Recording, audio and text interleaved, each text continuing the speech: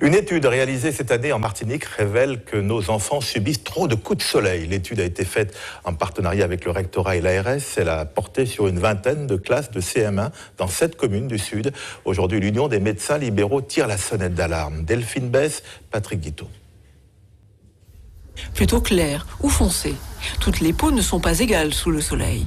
Pourtant, aucune n'est totalement protégée contre les brûlures, ni les mélanomes. Ces cancers de la peau ont augmenté de 100% depuis 40 ans en Martinique. Et comme le risque est décuplé, si les coups de soleil surviennent avant l'âge adulte, des mesures s'imposent à tous. J'estime qu'ils sont déjà exposés quand ils sortent de la maison. Donc du coup, quand on va à la mer, c'est indispensable de mettre de la crème. Ils n'ont pas des peaux très blanches et malgré tout, je leur mets du 50. C'est vrai qu'à l'école, par contre, je crois qu'ils ne les protègent pas, les enfants. Quand ils font du tennis, nous, on ne peut pas intervenir, mais je ne crois pas qu'ils les protègent, les enfants. Même quand ils jouent dans la cour, les enfants, ils rentrent avec des coups de soleil, malheureusement. Ils prennent des coups de soleil si on ne les protège pas. Et là, ils ont eu leur crème ce matin ? Ce matin, oui. J'aurais dû renouveler, mais pour l'instant, on est à l'ombre, donc je n'ai pas remis encore.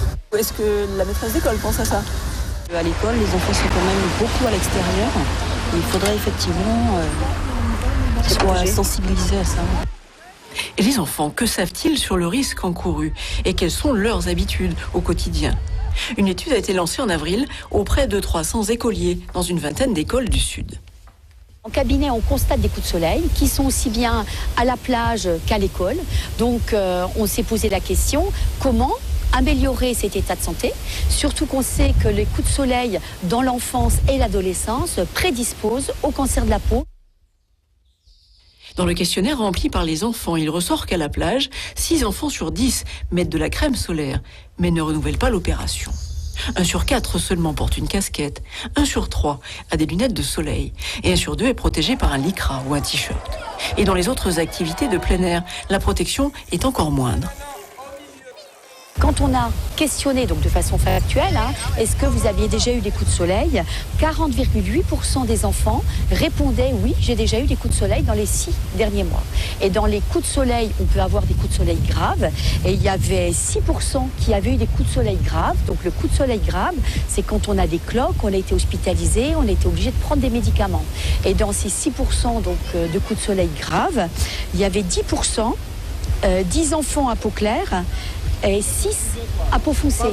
Donc ça montre aussi le cliché de se dire je suis antillais avec une peau foncée, donc je suis protégé du soleil. Certes, il y a un facteur de protection, mais c'est un facteur de protection relatif. Dans 1 an, les mêmes questions seront posées aux écoliers pour vérifier si les habitudes ont changé. L'objectif à très court terme est d'apprendre aux enfants dès l'école à se protéger des UV. Une campagne à concevoir avec le rectorat et l'ARS. Car notre île présente toute l'année des conditions d'ensoleillement extrêmes et le mélanome est une maladie potentiellement mortelle. Le point ce soir sur la